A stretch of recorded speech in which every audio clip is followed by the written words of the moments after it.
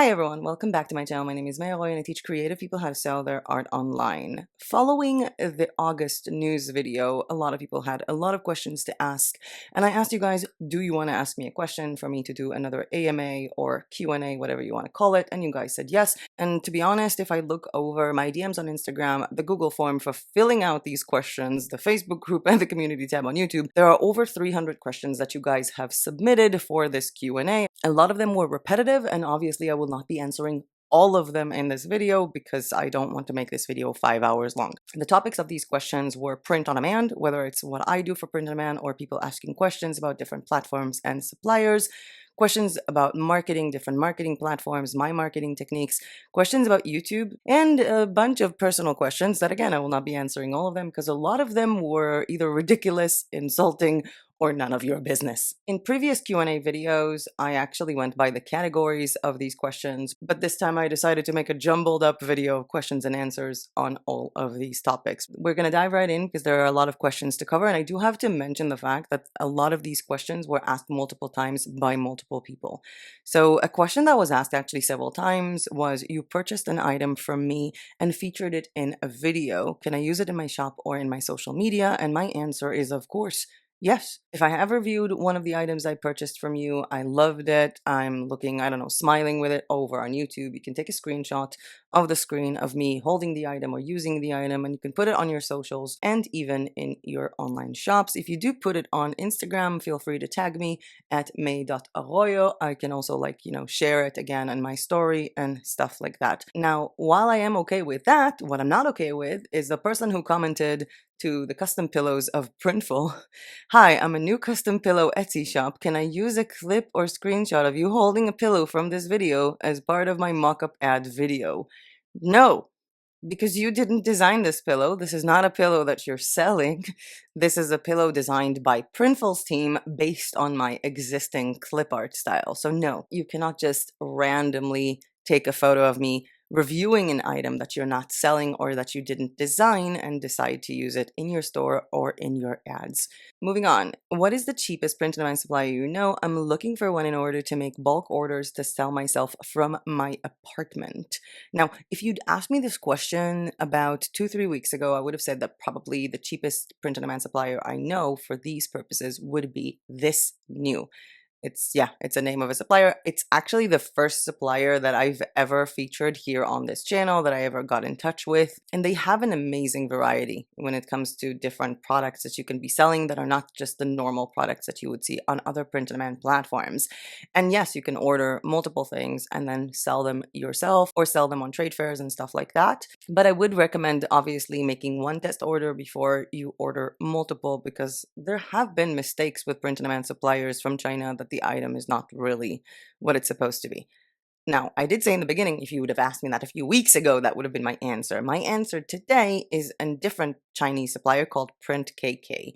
They actually reached out to me last week and wanting me to do a video about them. I explained to them that I do not charge for videos. All I require is basically the items, and I will make a video reviewing them. I was going to tell you to go into their catalog and tell me what you want to order. However, we have hit a bit of a snag, I guess, because I was already looking into their platform. I spent a lot of hours of my time going over trying to select items because they have, I think, like 900 or so items. So it was a lot of searching, even though they're incredibly cheap. I mean, like pillows for $2 and stuff like that.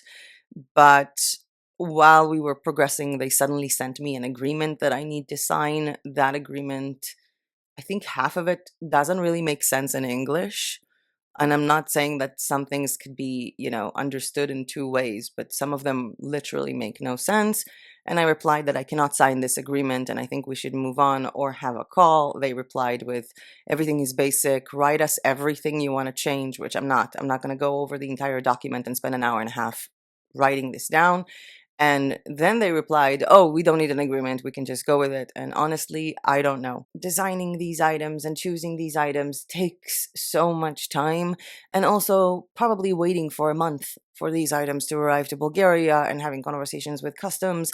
And I don't know if this is something that I want to do. However, if you guys would like me to test them out, just go to Print.KK, I think it's .com, and let me know in the comment section if you do want me to test them out. And if you do, what items would you like me to test out for them? And I can make that order. Moving on, how much do you pay for AI tools every month? So I pay $96 a year for Lexica, and I just joined Ideogram. I think it was like 102 or $100.2 for a year because I wanted to test out their seamless patterns options, like the tiling options, and also they have a new version, and I wanted to make videos about that. And that will come out to 196, I think, per year, which divided by 12 is $16.3 a month. This is currently how much I'm spending for AI art tools. I'm not actually using Ideogram at the moment. I mean, I just recently joined and I want to see what I can do with it. And if you're interested in knowing what I actually do with Lexica AI, because there are 9 different ways in which I use Lexica AI, I will leave a link to that down below in the description. Next question. Will there be a print-on-demand video for Halloween or printables for Halloween? I would like to say yes, probably to both. I'm really working on the print-on-demand for Halloween video. I wanted to have it already issued and already published on this channel, but I've had some personal things to attend to.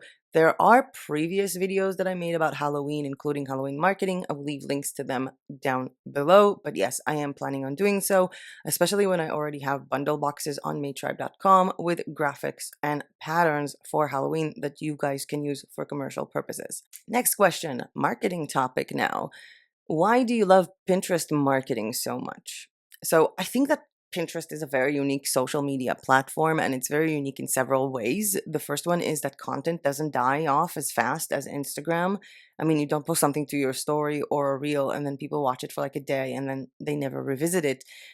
Pinterest pins can surface from like a year ago, so the content lasts longer. Even when people decide to share your content, if you post something on Instagram and someone wants to share it in their story, it disappears after 24 hours. But if you share something on Pinterest and someone pins it in their board, it it just lasts longer. It just stays there to be a part of that person's audience.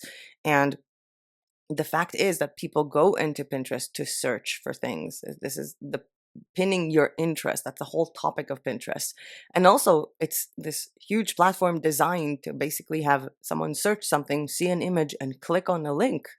I mean, it's the most clickable, I think, social media platform ever. So, yeah, that's why I love Pinterest marketing so much. It also doesn't have to be personal, and you can promote the same blog post or the same product with multiple pins. There was another person who asked questions about Pinterest, and it was a bit related to this one, so I'm batching this up. I think I heard you mentioning pinning or creating pins for blog posts and not to the direct items on the POD marketplaces. Why is that? Well, one, you don't have to choose between pinning to a blog post if you have a blog post or pinning directly to the items. You can just do both.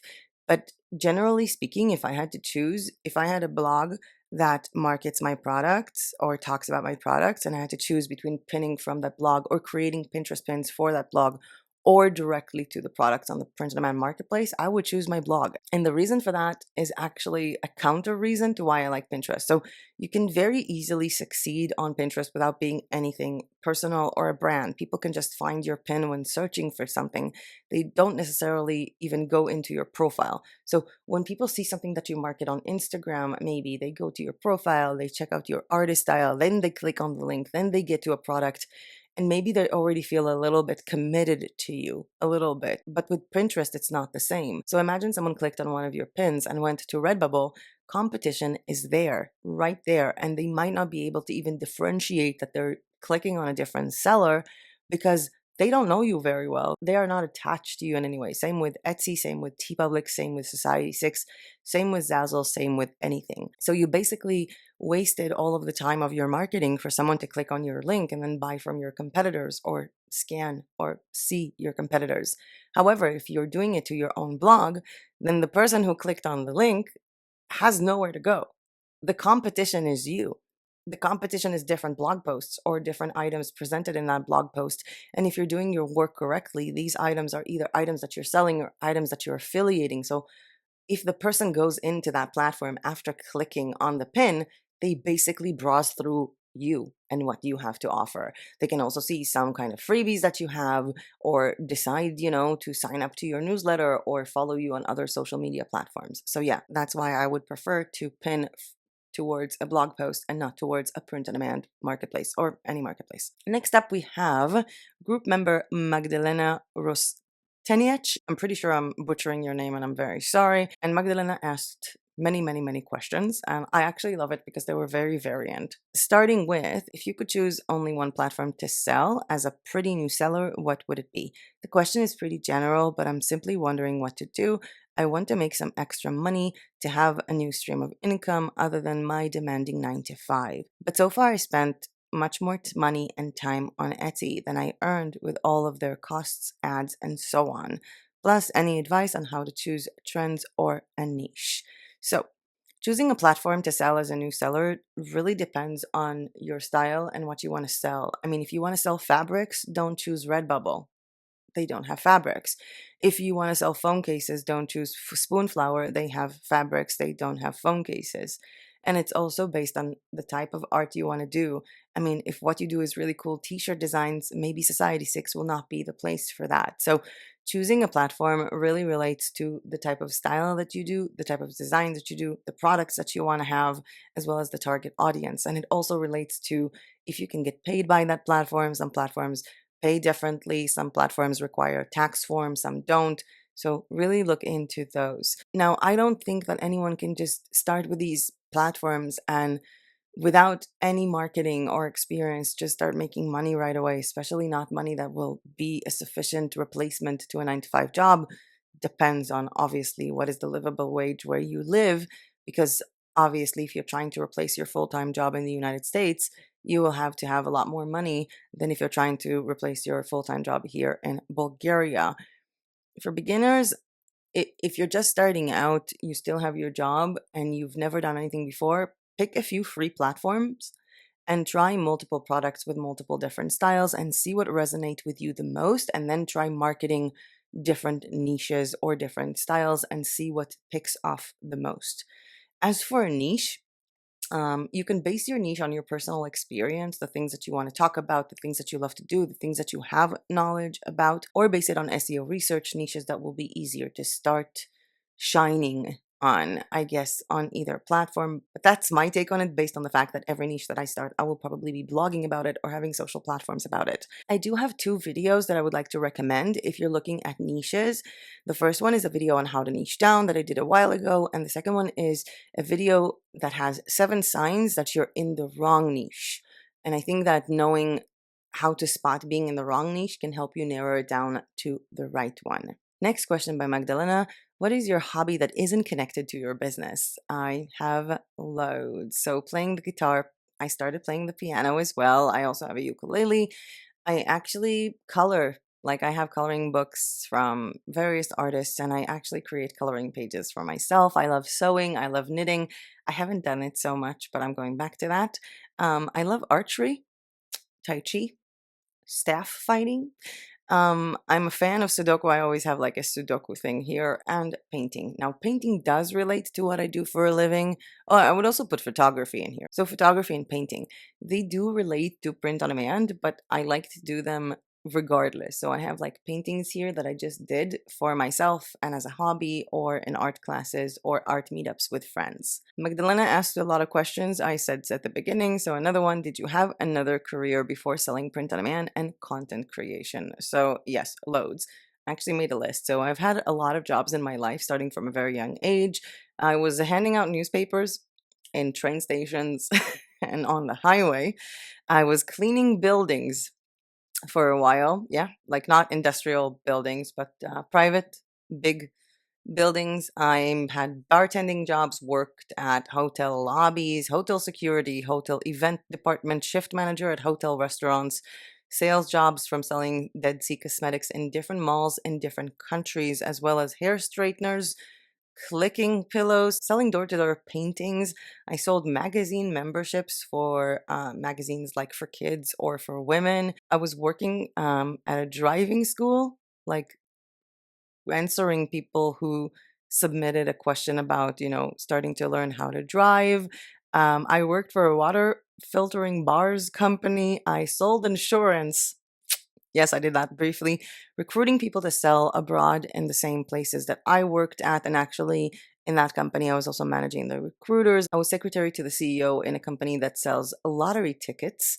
dealing with offices, chargebacks, salaries of people. I was an HR manager and a right hand to the CEO of a company that did company formation and banking solution for Forex and binary companies. I sold media spaces for a media company. I was a marketing manager for a lottery syndication company. And my last job before I got too sick to work and became a freelancer was working a three ways media project on a download installer. And that is from pretty much, I would say, 2005 or 2006 till 2015.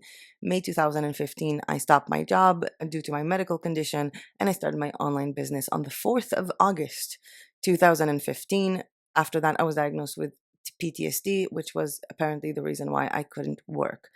From 2015, as an online creator, the thing that I did online, because I did a lot of things before print on demand, and regardless of print on demand, I actually made a video on all the ways that I ever made money online, and I will leave a link to that video down below. Another Magdalena question. How many countries have you lived in so far? So Israel, Thailand, Finland, Romania, and Canada. I had shorter visits in other countries and also multiple visits in these countries that I mentioned. But since May of 2021, I am here in Bansko, Bulgaria. I had some trips. I went to Skopje with my ex and I went to Greece a few times, but I'm home based from Bansko, Bulgaria. Did you know how to draw or make illustrations before starting print on demand? Yeah. Drawing, painting, manually sketching and illustrating, yes. I was actually making my own coloring pages from a very, very young age, and I would also copy them in the library at school to give them to friends so we can do them together. Digitally, no. I started illustrating digitally around the year of 2018 when I got a Wacom tablet on a Black Friday sale and I was using Clip Studio Paint. And then around September 2021, after I broke my coccyx and I couldn't really sit down right, I got an iPad and started my journey with Procreate. Again, as I mentioned, I'm not going to answer all the questions that were sent to me because we won't have time. I would like to thank Magdalena for asking all of these variant questions. Moving to someone else. Did you get the order from Nova Tomato? I was thinking of using them and I thought I heard you mention that you test order from them. Will there be a review on the quality of the product? Yes, I actually did order from them, already got the products, and actually already filmed the video before this one. For some reason, I got mixed up in the order of filming the video, and it will probably be released tomorrow. So subscribe to make sure that you get the notification for that. Another question from a group member called Rowan asking about my Patreon. So, with your Patreon closing, will you be releasing the exclusive videos publicly on YouTube? I went through something similar where I created all this exclusive content for a Ko-Fi membership, and I'm realizing it's probably never going to be feasible for me to put out content on a regular basis due to my own unpredictable health. So I've really been debating whether or not to just release all of that exclusive content publicly. I feel it's weird saying this. It's nice to have someone who can identify with you, and it's also not nice in the same way. I hope you know what I mean with that, sweet and sour feeling of someone able to relate with you because of having a medical condition. So I did mention closing Patreon in the August news video, and I did post it on Patreon that I'm closing Patreon because I don't feel like I have the more energy to continue producing the exclusive content, even if it's once a month. And I actually had a lot of patrons telling me flat out, that's not why we're supporting you. We're supporting you just because we want to. So it doesn't matter how much content you put out. Right now, Patreon is still open. I had requests from several patrons to still leave it open for another month. So we're at the 22nd of August at the time of filming this. So it's going to probably be opened throughout September. And the thing is that, yeah, I do think I want to take these videos onto YouTube. However, I can't really take them as is because in a lot of these videos, first of all, they're not really in the same flow as this channel. My hair color is different. I feel like that's the biggest change between all of them. But also I'm saying hey patrons, or I'm telling people about a bundle that I've issued. So there could be information in those videos that relates just to Patreon. So one thing that I thought about doing was to go over these videos, probably during some kind of winter break, to go over these videos and basically cut out the parts that are only relevant to Patreon and re-record an intro and outro based on this being published on YouTube. I hope this helps. multiple people asked, did Printify ever respond to the video I made about not recommending them, or did Kiddle respond to that video? So for those of you who don't know, I was asked a lot, why am I not making Kiddle tutorials anymore, or why I'm not using Printify or making videos or sharing quality of products on Printify. And those questions were asked so many times that I just made a video on why I don't recommend Printify and why I stopped using Kiddle. So Printify actually replied to the video publicly apologizing for this, and that their senior team is investigating this. To everyone who told me that they should sue me for lying on the video, they're not going to, because I wasn't lying and they know it. I spoke to one of their senior management. We had a very, very, very long call. He did mention to have them stop constantly contacting me or cold contacting me on emails throughout the years. That was one of the issues. He apologized for everything. He went through every single, customer support ticket, and he said that they are very different now, and that if I ever want to give them a chance, all I have to do is contact him directly. As for Kiddle, no one has ever contacted me or replied to that video, which I don't really care. I didn't make that video to gain attention. I made that video because I was asked that question multiple times, and it was much easier answering it with a video. Someone also asked, am I still using Kiddle to design things, or do I feel like I'm missing out on design options or content options right now if I'm not using Kiddle? So, in terms of using Kiddle, no, I don't really feel the need for it. I have Procreate and I actually illustrate my own art and patterns, which is not something that I can do with Kiddle. For the things that I love doing with Kiddle, like designing Pinterest pins, I can still use Canva, and I have Repper for other seamless patterns. I can sketch on an actual paper and scan it on Night Cafe to create art from it. So no, I don't feel like I'm missing out on using Kiddle in my everyday use as someone who sells print on demand or creates anything online. Now, when it comes to tutorials, I have a list of more than 200 videos that I know that you guys want me to make, and most of them are about websites, blogging, marketing, finding the right niche, and patterns. So, no, I don't feel the lack of making tutorials about Kiddle. I know plenty of print on demand YouTubers who never made a Kiddle video in their life because they have different tools and we have different tools available. You're not making any more TeePublic tutorials. Does that mean you stopped selling there? To be honest, I haven't noticed that I stopped making TeePublic videos. I guess I just made less videos in general recently, so it kind of happened to be this because I guess less people were also requesting me to do anything with TeePublic. I was thinking to do some design tutorials again with TeePublic. I don't know to what topic. You tell me. As for selling them, yeah, I'm still selling them. I'm not really uploading much, but the products that I have sort of like already with a good score on the platform or whatever that are already promoted on the platform are just selling as usual. I just don't do anything and it just makes me money. I guess after you put in some work and you marketed several items and they sold, the platform is kind of marketing it for you. Moving on. Hello, beautiful. Thank you. I am desperate and starting from scratch. Could you make a video on how to do marketing to sell print on demand in 2024? Well, I'm actually working on a marketing video and it relates to the 4 ways in which you can market your print on demand, or basically like your persona or who you are online, which is by product, by brand, being an artist, or by niche. I'm breaking down each of these methods. Who is it for and what does it mean for your marketing? So if you want to be marketing your print on demand as an artist, what will you have to do in terms of blogging, YouTube, shop builder, marketplaces, social media, or if you want to be a brand or whatever. So I will be working on that. I would leave a link down below to a marketing playlist that I have here on this channel. Perhaps it will help. Next, do you ever try the platform social media Kara, or is it Kara? I heard many creators move from Instagram to Kara. I've been seeing a lot of videos about Kara popping up on my feed from a lot of artists that I follow on YouTube.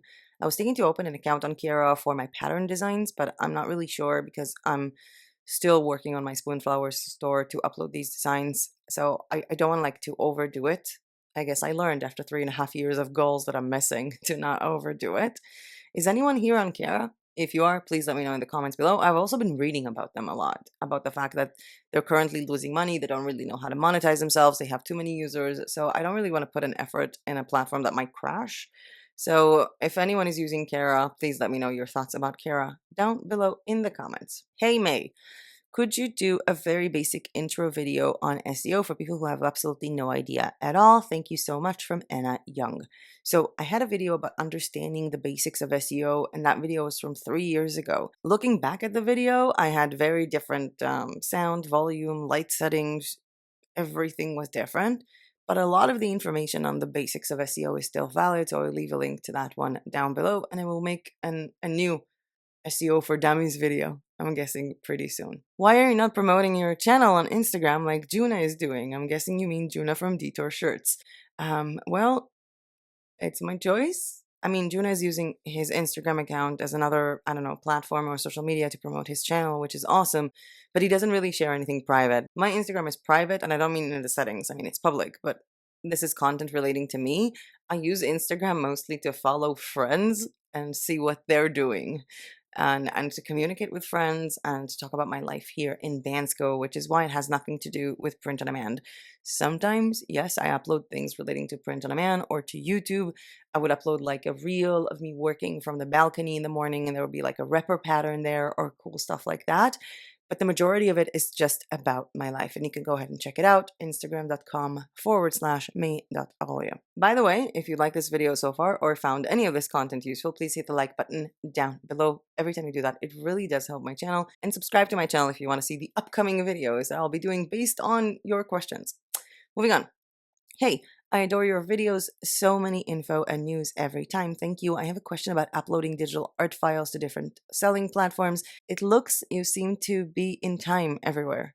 So my question is, do you upload your digital works manually to every platform, every online shop, marketplace, or are you using some kind of app which automates everything? Thank you for your answer. My name is Amelia. So Amelia, I'm happy you adore the videos and I'm happy you're enjoying them. And no, first of all, I don't feel like I'm on time at all. I feel like I'm always missing out, and I feel like I'm always slacking off or not meeting my goals. So I guess it's a different perspective from the other side of the camera, I guess.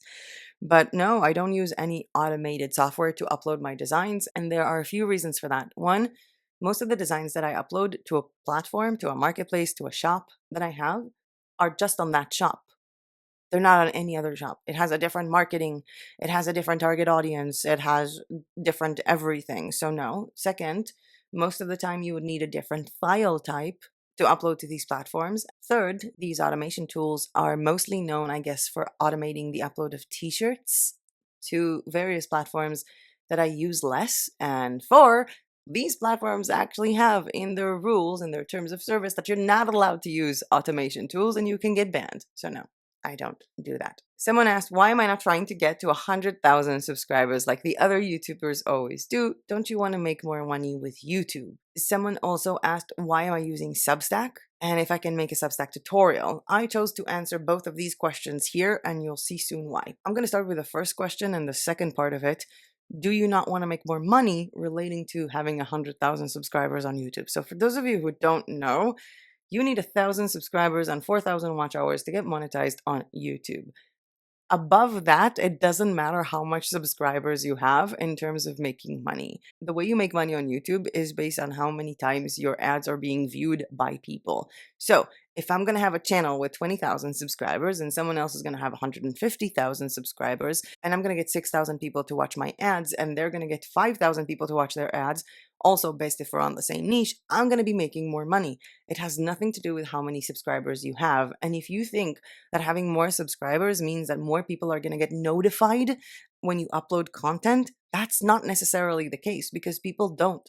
I don't get notified when YouTubers that I'm following on YouTube make new videos, and I often get notifications for other YouTubers that I'm not even subscribed to. The algorithm of YouTube is so different right now that having a subscriber, yes, it's very nice. If you click on the notification, it's amazing that someone chose to subscribe to my channel and it will be on the sidebar. But getting to 100,000 doesn't mean I'm going to make more money. It has nothing to do with that. And I feel like there is something that a lot of people keep looking at when it comes to followers or subscribers. It doesn't matter if you have 1 million subscribers or 10,000 followers or 100,000 followers. What you need if you want to succeed in an online business is 1,000 people who genuinely like you and your content and your brand, which I feel like we have on the Facebook group, the actual community of this, the actual community of creators, which gets me so much more joy. If I'm at now, I don't know, 45,000 subscribers. I don't know. And we have approximately 2,000 on our Facebook group. And I have also a similar amount of subscribers to my Substack, which is the free newsletter that I'm posting every time. If you ask me if I prefer 100,000 subscribers on YouTube or 4,000 people subscribe to the newsletter and the Facebook group, I would choose the newsletter and the Facebook group. Those are the people who actually care, who didn't just click on subscribe on YouTube because I asked them to, and maybe they will never revisit my content. These are the people who chose to see the content from our community and engage with our community on Facebook on a personal level. These are the people who chose to have newsletters from me. And yes, a newsletter, every time I have a video, they will get notified by the newsletter. And I find that to be a lot more important than trying to fight the YouTube algorithm. So, no, 100,000 subscribers doesn't mean I'm going to make more money. And it's not an aspiration that I have. Yes, you get this nice plaque to put on your wall. Maybe it will happen, maybe it won't, but it's not any of my goals. As I mentioned, Substack is the service I use for the newsletter. It's a free blogging newsletter service, and I am loving it. I went to it as sort of a last resort before doing Patreon when there was the invalid traffic bug a year ago on YouTube. It's insane to say a year ago. And you can actually monetize your Substack account. I will be making a video about Substack. I'm not monetizing it right now, so everything on Substack is free. And of course, I would leave a link down below to the Substack. You can go ahead, read previous blog posts that I've uploaded there, and subscribe to the free newsletter and get notified whenever something cool is happening, like a new video or a contest. Next question. What do you do with all the free merch you get from suppliers? Is it always free, or do you pay for things you review? Well, most of the things that I reviewed on this channel, or to be honest, most of the things that I purchased to review or to check out the quality myself, I paid for my own pocket. Yes, I did get items for free from several companies. I just have to quickly look around. So this is a coffee tumbler from Awkward Styles that I got for free. This is Society 6 hoodie that I paid for example. What do I do with them? Well, I use them. As you can see, I use them.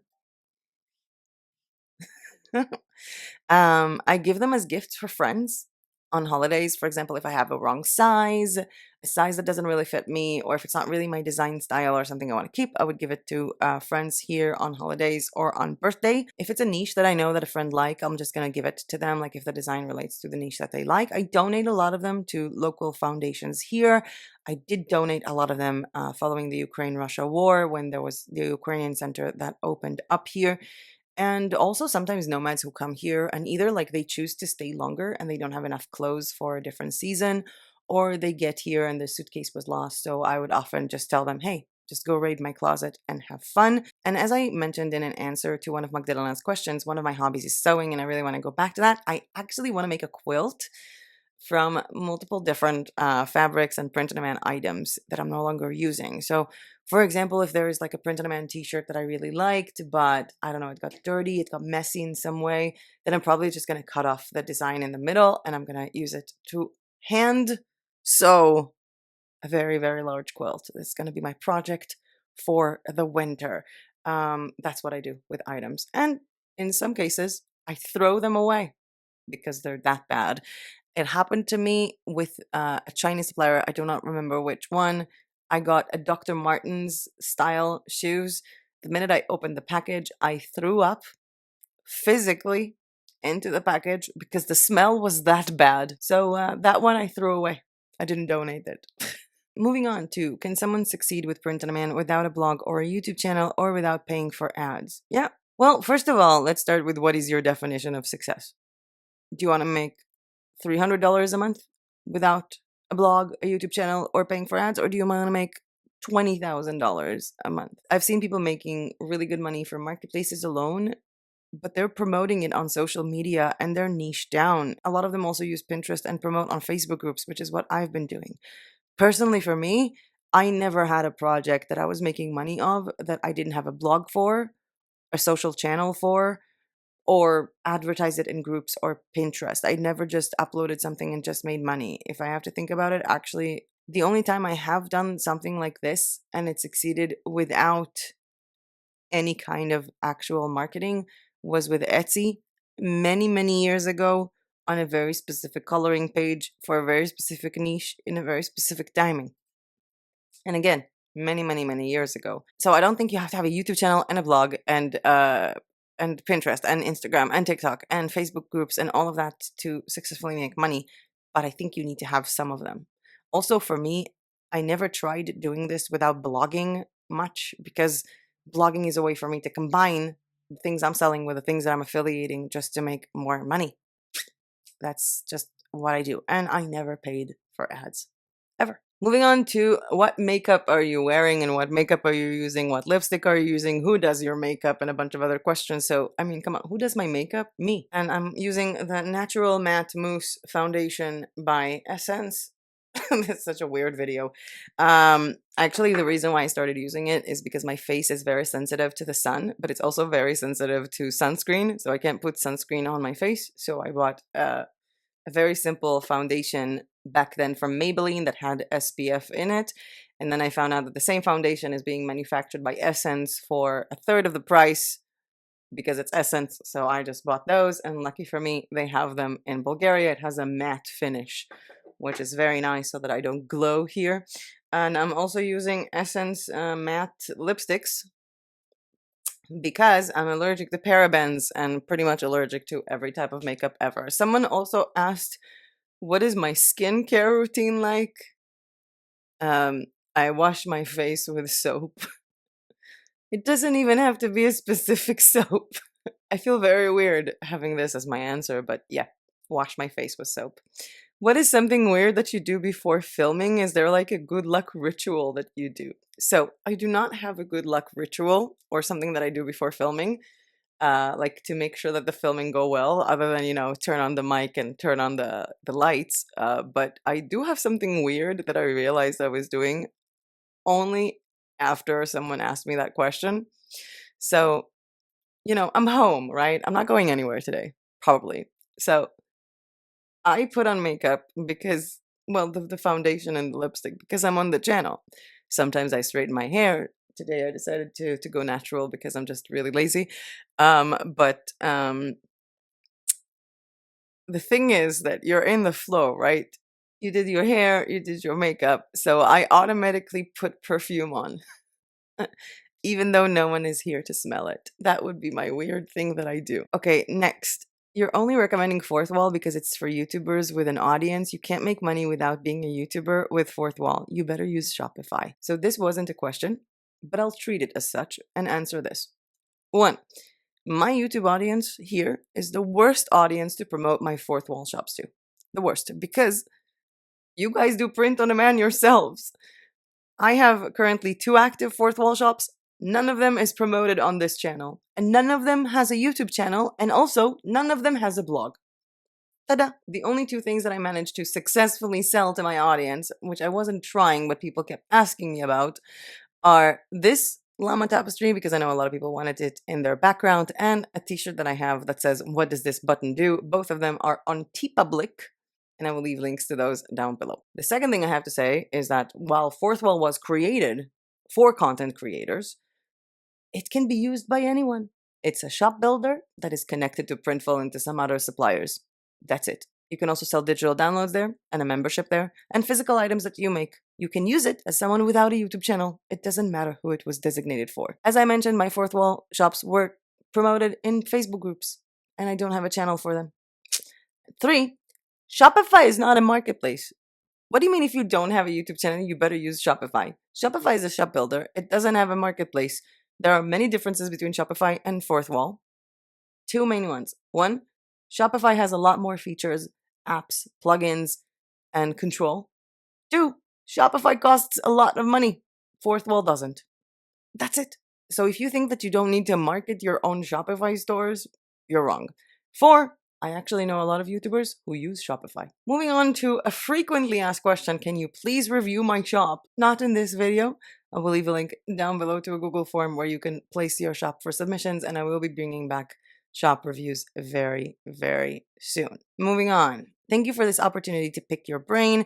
My question is, for all the years that you've been in the art business, what skills, knowledge have been most useful to you and why? Greetings from the Philippines, Iris. I can say that marketing was the best skill illustrating, building websites. But actually, I think that the best skill is to learn how to teach yourself things. And with that, I mean to know how to structure a plan for yourself of what you need to learn and how you're going to get that information. And two, learning what tools you're going to need to execute your plan. And three, trying out things yourself and learning from your statistics and your experience. I think that the best marketing video I've ever done was called How to Learn Digital Marketing, and basically how to teach yourself how to market. And I will leave a link to that one down below. I'm also planning on creating some kind of mega project, I'm guessing for 2025, that will be this like very detailed and very long blog posts of like, oh, let's say you want to start print on demand, start here. And it kind of gives you like multiple options of what tools to use and how to market and what platforms to use. And it will have also written content and referrals to videos and in what order to watch these videos from my channel and from other creators. Because I think that the blueprint of or the map of what should I be doing now is the best skill that you need to have in order to succeed with anything online. Next, how much were you paid for making the videos for the Printful channel? So for those of you who don't know, I made 2 videos for the Printful YouTube channel. One of them was me going to Greece in the beginning of May, freezing my ass off, and sharing print-on-demand summer products. And the other one was me boiling inside all over print winter items during July here in, in Bansko. So I was showing a lot of these products. I will leave links to those videos down below. And for those 2 videos that I designed the products, ordered them, went with them to Greece and made the videos, I got paid 0. I also wanted 0. I didn't want any money. The products were given to me. I mean, I designed the products on the platform and I saved them and I got a coupon code that is for more money than just these products, just as an extra bonus. I didn't really want money for those videos. I really think that sometimes people don't understand how lonely this can be on this side. And when you have like a supplier or a company or a tool or whatever that you work with and they're nice, you just look at them as your colleagues. So it was really nice working with them on that, like coming up with the ideas and chatting about the video after. Plus, Printful has more viewers than me, more subscribers than me on their channel. So it was a great opportunity. I wasn't paid. It was supposed to be 1 video. We actually started talking about like brainstorming products and tools and just said, hey, let's do 2. I don't think that we even mentioned money at any point of the way. I think that Ania and Raul know me better than to try and offer me money for something like this. And I really just enjoy working with them. So thank you, Anya and Raul, for this amazing collab that I was paid 0 for because I requested 0 for, and I would do it probably again. Please let me know in the comments if you guys want me to make more videos on Printful. Moving on to Lena. Hey, I've been trying a bit of downloading the last days on Spoonflower. I'm guessing uploading. And even if my seamless style is centered, it comes out of center on example table runner. It's really visible on some of the products. How do I fix it? I have some of the same issues with Zazzle, for example, on rugs, even if I align and try to center it on the design tool. I end up manually moving the tile around and trying to get it centered, and even on the outer lines. Thank you a lot. I do believe that these are predetermined settings, which means the tile is going to appear this way. That's it. There is no way around it. Either try to make your pattern different, like for example, literally move your pattern to the other side before you upload it to Spoonflower, or upload a full file size. For example, to Zazzle, just upload the full file size and not just a pattern, like just a unit, but the full tiling. Okay. It looks like you lost a lot of weight. Are you sick? Also, did you lose a lot of weight because you're vegan? Did you lose a lot of weight from keto? Are you avoiding sugar or gluten? No. To all of these questions, no, I'm not sick. If you've seen my first video on YouTube, you know that I currently weigh more than I did back then. I gained 25 kilos during 2022 and 2023, mostly after I broke my coccyx. I was less active and I was eating what Misho is eating while he's, running and jogging and doing all of the physical activities that I can't do. I decided to make a stop to it with my New Year's resolution for 2024. No special diet, no restrictions on anything. The only restrictions was eating 1,800 calories a day. which is, by the way, very far from starvation diet, very far from anything else, and I lost a lot of weight. I was never hungry at any point. I balanced it with eating more protein. Apparently, I love sardines and spinach, and don't snack because you're bored. That's it. Very simple. I don't restrict myself from anything. I literally finished almost every day with a milk bar, like a brownie bar, and milk. So I didn't restrict anything myself. Moving on. Is Spoonflower your new shiny thing syndrome? Time will tell. For those of you who don't know, I opened this shop on Spoonflower. I'll leave a link to that one down below. And people asked if I will be making a Spoonflower tutorial. No, I will not. I will be making a 5-6 part series on Spoonflower, including ordering a lot of their products and talking about their challenges and a bunch of that. You mentioned filming with another YouTuber. Was that Juna? I have had over 12 people asking me in DMs if the other YouTuber that I filmed with was Juna. They also asked it in the Q&A form and on the video of the August news. One person asked if it was Juna or Philip. And the answer is not telling you. No spoilers. You'll know when that video comes out. I will be posting it on the Facebook group that we have and also in the newsletter in case you're not subscribed to the YouTuber that I was filming with. At this point, I would like to say that I will not be answering any questions about Misho, which were a lot of the questions because that's none of your business. How do you decide what color to color your hair? Well, I go blonde if I want to travel because other colors kind of leave color, or if I want to go to a swimming pool, and if I don't, I just open my drawer, do like this, and pick a color. Moving on to the last question. What books are in the library behind you? What do you like to read? Any books that helped you with your work? So I love moral philosophy. Yep. Philosophy nerd, moral philosophy nerd. Also stoicism, also psychology. I do love fantasy. I have the full series of The Hitchhiker Guide to the Galaxy. Misha got me for Hanukkah the full Harry Potter series in this really, really nice set. I also got the Magician series here. I didn't get fillery because they don't have it to be shipped to Bulgaria from Amazon.de. I actually have a book here that is KDP. It's called The Horsemen of Death. It's by an author that I know from different digital nomad groups. Her name is Nika. And she actually also uploaded a new book onto her KDP, but so far it's only for Kindle, not with a physical book. And see, this is KDP. It's an actual novel that someone wrote. It's not a notebook. It's an actual novel that someone wrote, a fantasy novel. And I really look forward to just sneaking into bed with this. Now, I do have some books here that I wanted to recommend or talk about. Badolina, which is a story about the king and queen of Badolina who arrived to Israel on a mission to prove to people that they can be kings and queens instead of victims. It's a very, very important read, I guess, to learn how to feel good about yourself, to learn how to take action in your life, how to not victimize yourself. And I think it helped me a lot with my medical condition, but also with not taking things too personal when it comes to business, because a lot of people don't make money online because they take everything too personally. Another book that I would like to recommend that I love is Ray Bradbury, The Illustrated Man. I think that every single time I read this book, I just start drawing and painting because this book is about a man who was tattooed by a witch with illustrations that move and tell a story. So for any of you illustration artists out there, this book, definitely. Another book that I read a few times is How to Be Perfect by Michael Shore. And how to be perfect doesn't mean how am I going to get people to like me or how do I need to change myself. It's actually a moral philosophy book. It says the correct answer to every moral question. If any of you have seen The Good Place, the TV show, Michael Shore is the creator of The Good Place, and this book actually talks about the process of creating The Good Place, or the journey that he went with himself when it comes to moral philosophy while creating The Good Place. I do think that you need to see the show The Good Place before reading this book because he refers to the characters a lot.